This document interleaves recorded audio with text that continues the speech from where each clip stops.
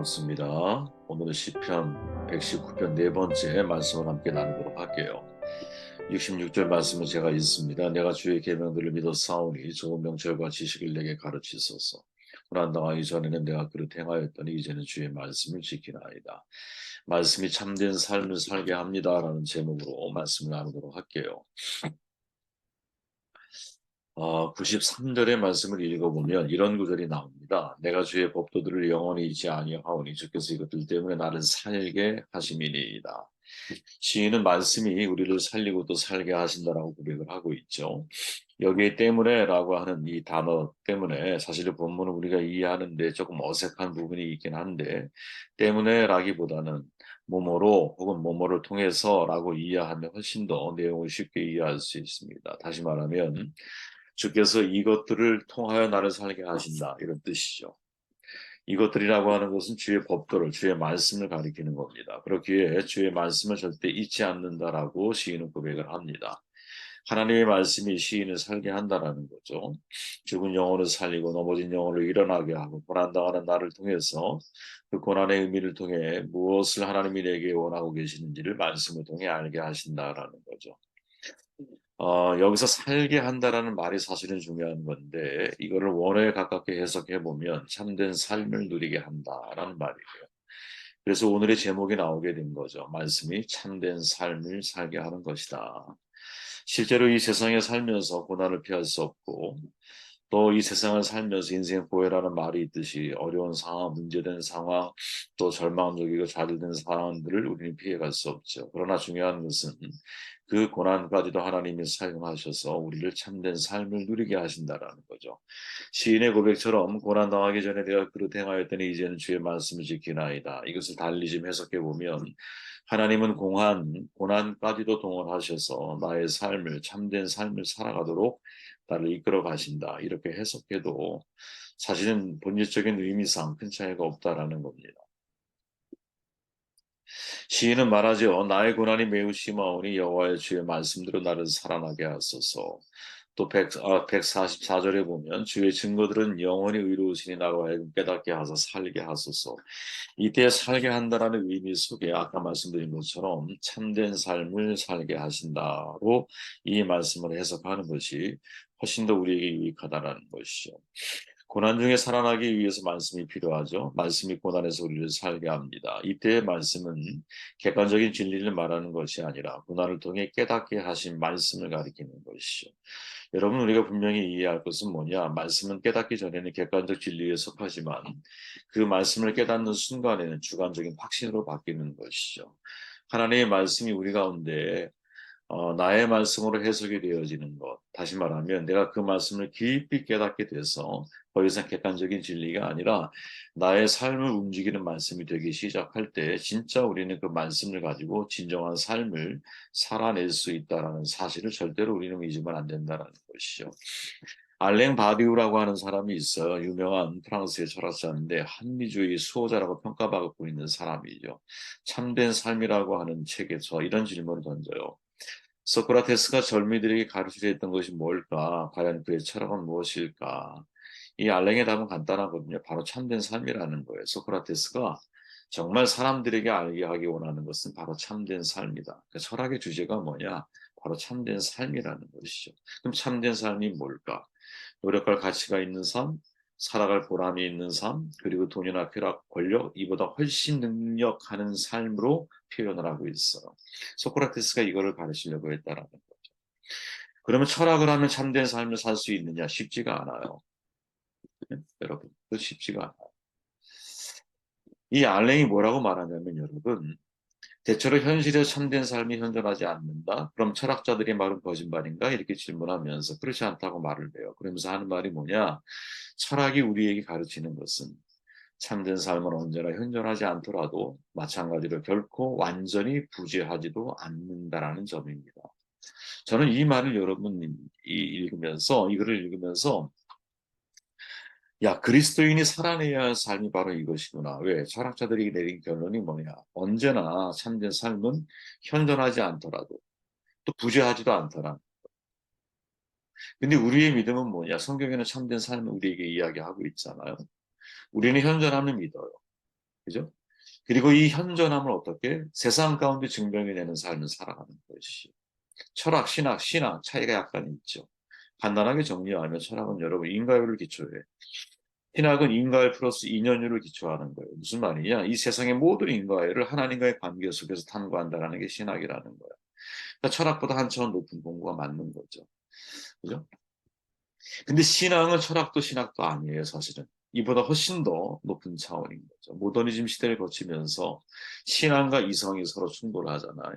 항상 이 속에서 기독교 역사가 거대 담론으로 쌓아왔거든요. 이성은 여러분, 학문 일반을 가능케 하는 인간의 능력이야. 근데 신앙은 여러분, 이성을 넘어선 초월적인 계시를 받아들이는 인간에게 허락된 초자연적인 능력이거든요. 그러니까 단지 머리로 우리가 하나님을 믿을 수 있는 것이 아니라 그보다 초월적인 하나님의 계시를 받아들일 수 있는 하나님의 초월적인 초자연적인 능력이 우리 가운데 있다는 거지. 계시를 어떻게 받아들일 거냐? 머리로 믿을 거냐? 아니면 믿음으로 수용할 것이냐? 그러니까 신앙이 이성을 거부하느냐? 아니요, 그렇게 생각하지 않아요. 이성으로 철저하게 신앙을 우리는 고민해야 되죠. 하지만 분명한 것은 그 이성으로 다 헤아릴 수 없는 세상이 존재한다라는 거. 그죠? 그러한 거대한 세상이 존재한다라는 것. 이거를 받아들이고 수용할 수 있는 것은 초월적인 능력, 신앙의 자리에, 신앙의 단계에 설 때 이것을 수용하고 받아들일 수 있는 것이죠. 그죠? 여러분, 많은 사람들이 이성으로만 하나님을 받아들이려고 그래. 아니에요, 여러분. 그 이상의 하나님이 존재하시잖아요. 그죠?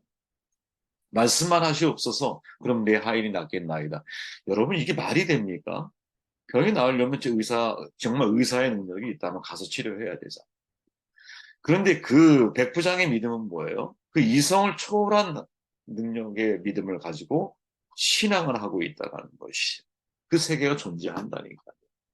그렇게 여러분 철학에서는 참된 삶을 말할 때 뭐라고 말하느냐? 언제나 현존하지는 않아. 하지만 완전히 부재하지도 않아. 이렇게 말해요. 그럼 신앙인의 입장에서 우리는 어떻게 말해야 되느냐? 언제나 현존하는 것이야. 그렇게 항상 그것은 실존하는 거야. 나는 믿음을 가지고 참된 삶을 살아내야 할 책임이 우리 가운데 있다는 거죠. 그게 뭐냐? 말씀을 순종해 나아가는 삶인 거지. 왜? 말씀 속에 참된 삶을 살게 하는 능력이 그 속에 있기 때문에. 참된 삶 어떻게 살아낼까? 여러분, 손보호 교수의 제가 늘 말씀드렸지만 나는 누구인가라고 하는 책은 정말 곁에 항상 두고 읽어야 할 책, 마음속에 새겨야 할 책이라고 말씀드렸죠. 인생을 살면서 여러분 세 가지 질문에 답을 하고 그 세 가지 질문에 맞는 삶의 반응을 여러분들이 할 수 있다면 여러분들은 참된 삶을 살아가고 있을 거예요. 나는 누구이냐? 왜 사는가? 어떻게 살아가는가? 어떻게 살아야 하는가? 이 세 가지 질문. 여러분 성경에 보면 예수님 딱 한 번만 놓고 한번 생각해 보십시오. 이 땅에 사람과 똑같은 모습으로 오셔서 동일한 인간의 성정을 가지고 그분 살아가셨어요. 인간과 동시에 하나님이시고 하나님과 동시에 인간의 형태를 갖고 계시는 것이죠. 그런데 예수님의 삶을 가만히 추적해 보면 이 세 가지 분명한 확신을 가지고 인생을 사신 분이라는 거예요. 예수님 항상 말씀하시죠. 뭐라고? 당신 스스로를 하나님 아버지께서 보내신 아들로 인식하셨죠. 요단강에 세례받고 올라오니까 하늘에서 하나님의 음성이 들려 성령이 비둘기처럼 임재 삼위일체 하나님께서 사역을 시작하시죠. 그죠? 당신이 누구인지를 명확하게 인식하며 살아가고 있다라는 거예요. 우리도 마찬가지죠. 저와 여러분들은 그리스도인이라는 게 뭐예요? 양자된 하나님의 자녀 아닙니까? 이런 정체성을 가지고 인생을 살아가고 있느냐 이 말이죠. 그죠? 왜 살아야 하는가, 어떻게 살아야 하는가 예수님은 너무나 명확하게 알고 계시죠. 우리 이제 에브라임 메슬러가 말한 것처럼 자기 실현, 자기 완성이라고 하는 최고치의 목표점을 가지신 게 아니야. 누구를 완성하는 거예요? 죄인인 인간을 어떻게 보면, 그죠? 하나님의 형상을 닮은 사람으로 완성해 가기 위해서 인생을 살아가신 것이 누가? 예수 그리스도께서. 방법은 뭐냐? 섬김의 리더십인 거죠.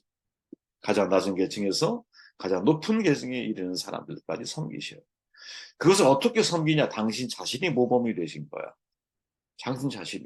사탄의 세 가지 시험 앞에서, 그죠? 상하부합의 시험, 이목집중의 시험, 권력 확보의 시험 앞에서 철저하게 자신이 어떤 인생을 살아갈 것을 결정하시고 그 삶을 공생애가 아니죠. 전 삶을 통해서 당신이 그런 삶을 완성해 내신 거지. 그래서 여러분 제자들을 향해서 사람들을 향해 뭐라고 말해? 나를 따르라. 사람들은 여러분 인간은 나를 본받는 자가 될 수는 있어. 그 사람을 본받을 수는 있어. 하지만 그 사람을 따라가면 안 돼. 오직 우리가 따라갈 수 있는 분은 예수님이에요. 왜? 예수님의 참된 삶이 무엇인지를 알고 나는 누구인지, 왜 사는지, 어떻게 살아야 하는지에 대한 답을 가지고 당신의 삶을 끝까지 완성해 나가셨다라는 것이죠. 그죠? 그렇게 이 질문을 여러분 우리 자신에게 해야 한다는 거 아니에요. 나는 누구인가? 자기 정체성에 관한 질문이죠. 인간은 무엇인가라고 하는 질문과 차원이 다르죠. 그죠? 나는 관계적인 사람이에요. 그죠? 내가 하나님을 만나야 진짜 비로소 완전하신 하나님을 통해 나 자신에 대해서 발견을 하게 됩니다. 내 자신만을 여러분 주목하게 되면 자기에서 성장애에 빠진다니까요. 여러분 정신의학자들이 가장 고치기 힘든 병이 뭐라고 단정하느냐? 나르시시즘, 자기애적 성격장애라고 해요. 나를 봐서는 해답이 없는 거야. 나는 여러분 관계를 통해서 내가 확인되어지는 거고. 나와 너의 관계자가 마틴 부거예요. 너라고 하는 존재가 나를 나답게 만들어주는 거야. 자녀가 있으니까 내가 아버지가 되죠. 아내가 있으니까 남편이 되죠. 부모님이 있으니까 아들이 되는 거예요. 이런 수많은 관계들, 즉, 저 사람에게 유일한 관계들이 나를 나답게 만들어주는 그런 위치를 만들어주는 거예요. 그렇죠? 그런데 나의 대상자인 너가 완전하지 않는 대상자들이기 때문에 너가 완전한 대상자일 때만이 완전한 나를 발견할 수 있잖아. 그 완전한 너가 누구예요? 하나님인 거죠. 그래서 하나님을 만날 때만이 인간은 진짜 자신의 존재와 가치의 의미가 무엇인지를 발견하게 되는 거야. 왜 사는가? 참된 삶의 목적을 결정하는 질문이죠. 여러분 시간의 길이가 아니잖아. 가치가 중요하잖아. 삶의 목적에 대한 질문 빨리 제기돼야 되거든요. 마지막 순간에 내가 삶의 목적을 여러분들이 생각한다고 한번 가정해 보십시오. 얼마나 기가 막힐까요?